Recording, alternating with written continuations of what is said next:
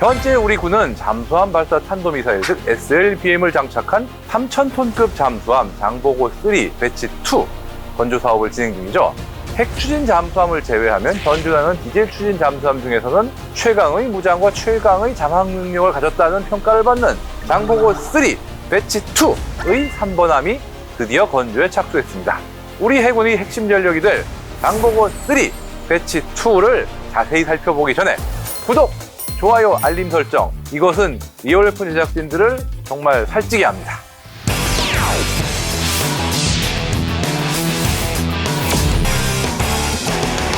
장보고 1과 2는 독일의 209급과 214급 잠수함의 면허 생산인데요. 반면에 장보고 3는 우리나라에서 완전히 독자 기술로 개발한 모델입니다.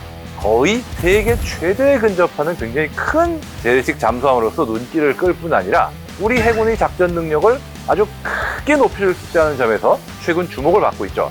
동일한 함정의 성능을 개량할 때 구분을 하기 위해서 배치라는 용어를 적용하고 있기 때문에 장보고도 장보고 3의 배치 1과 2로 구분이 되어 있고요. 상황을 살펴보면 배치 1에 해당하는 도산 안창호급은 1번 함인 도산 안창호함과 2번 함인 안무함, 3번 함인 신채호함까지 모두 진수했습니다.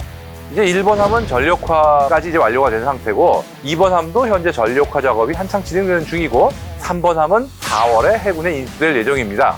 이처럼 배치 1은 거의 완성되어서 전력화 코스까지 거의 다 밟고 있는 반면에 배치 2는 이제 막 걸음마를 뗀 단계라고 할 수 있죠. 생산 측면에서는 그런 면에서 많은 관심을 받고 있는데요.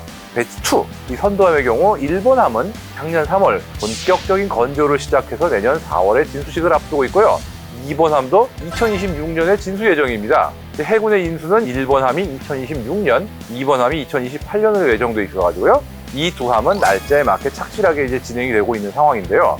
작년 12월이죠. 마지막 함인 대방의 3번 함이 한화오션과 본계약을 체결하면서 건조의 첫걸음을 띄웠습니다. 배치 1과 배치 2의 차이점은 뭔가요? 아무래도 배치 2는 배치 1 도산 안창호급보다 배수량이 훨씬 늘어나는 모습입니다. 배치 1의 수상 배수량이 3,300톤급인데 비해 배치 2는 3,600톤급으로 약 10%가 늘어났습니다. 크기도 전장이 89.4m, 전폭 9.7m로 배치 1 대비 각각 5.9m 그리고 0.1m 확대되는 등 덩치가 커졌습니다. 배치 2의 크기와 중량을 늘린 이유는 뭘까요? 배치 2가 수직 발사한 숫자가 기존 배치 1의 6셀에서 10셀로 늘어난 걸로 알려져 있거든요.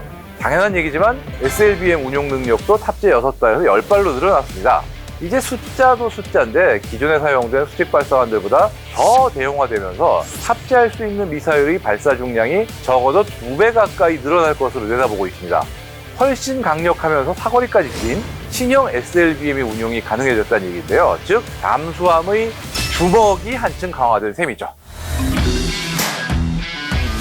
아직 어떤 차이가 있을지 알려지지 않고요. 어쨌든 배치 1하고 비교했을 때 배치 2는 앞서 말씀드린 수직 발사관 외에도 최신 소음 저감 기술 그리고 발달된 전투 체계가 적용됐다 이렇게 얘기를 하고 있습니다. 먼저 이 스크루 프로펠러를 개량한 덕에 소음과 진동이 상당히 줄어들었다고 하고요. 심지어 추진 성능 자체도 소폭이지만 좋아질 것으로 기대됩니다. 하지만 추진 계통에서 가장 큰 변화를 꼽자면 뭐니 해도 배터리죠. 이게 연료전지를 이용해서 무산소 추진 체계, 즉 AIP로 이용한다는 기본 틀은 배치 1과 같아요. 그러니까 물속에서는 엔진 대신에 연료전지로 움직이는 거죠. 하지만 이 연료전지와 함께 사용하게 되는 충전지, 이 충전지를 배치 1에서는 납축전지를 썼는데 배치 2에서는 리튬이온 배터리로 바꾼 점이 가장 큰 변화라고 할 수 있습니다. 이게 세계에서 우리나라가 두 번째로 탑재한 게 있죠. 이 리튬이온 전지는 납축전지에 비해서 에너지의 밀도가 굉장히 높기 때문에 잠항 시간뿐 아니라 수중 고속주행 시간 등 거의 모든 성능에서 업그레이드가 될 수밖에 없거든요. 유지보수 면에서도 훨씬 손이 덜 가고 수명은 또 2배 이상 연장되니 부분적인 단점이 있었지만 그 단점이 상당 부분 해결된 현재는 이제 채택하지 않을 이유가 없는 거죠. 우리나라는 연료전지를 포기하지는 않고 여기에 리튬이온 전지를 같이 적용하는 이런 방식을 택했지만 일본은 신형 잠수함인 타이게이급에서 아예 기존의 AIP 체계로서 스털링 기관을 그냥 없애버렸고요. 현재는 리튬이온 전지만 사용하고 있습니다. 또한 잠수함의 눈과 귀가 되는 소나 체계도 상당히 개선된 모습인데요. 기존의 도산 안창호급도 소나 체계를 전부 국내 개발품으로 채운 건 맞는데 배치 2에서는 새로운 형태의 소나인 곡면 배열 소나 이것까지 국산해서 장착할 예정입니다. 곡면 배열 소나에 대해 좀 더 설명해 주신다면요? 잠수함의 소나는 측면에 설치한 측면 배열 소나가 있고 그 다음에 함수 소나가 있는데 함수 소나 같은 경우 그전에는 뭐 원통형이라든가 구형 소나 안테나를 만들어 가지고 함수 안에 넣는 방식이었어요.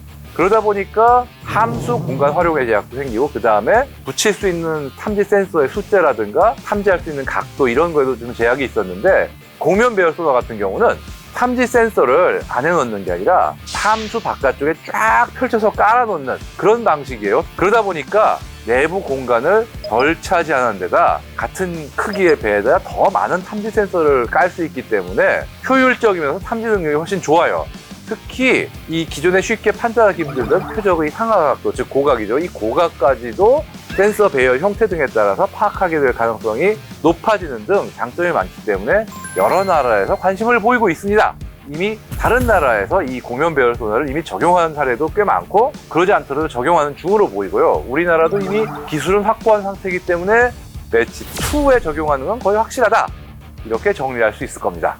이외에도 대잠 정찰용 무인 잠수정의 적용도 적극적으로 검토하는 등 우리 잠수함 기술의 집대성으로서 배치 2에 걸고 있는 기대가 큰데요. 배치 2 3번함은 2029년까지 함 건조를 완료하고 시운전을 거쳐 2031년에 해군에 인도될 예정입니다. 압도적 기술력을 바탕으로 글로벌 잠수함 시장을 뒤흔들 수도 있는 명품 잠수함 장보고 3 배치 2가 하루빨리 우리 곁으로 오기를 오매불망 기다리겠습니다.